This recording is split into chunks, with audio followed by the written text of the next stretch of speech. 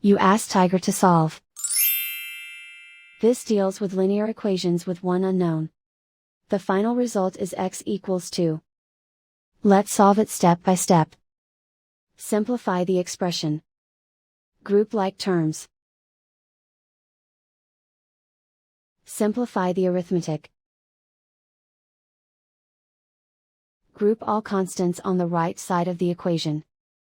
Subtract 22 from both sides. Simplify the arithmetic.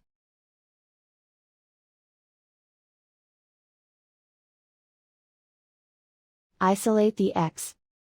Divide both sides by 34. Simplify the fraction. Find the greatest common factor of the numerator and denominator.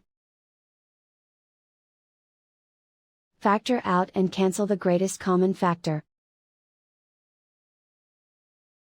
And so the final result is x equals 2.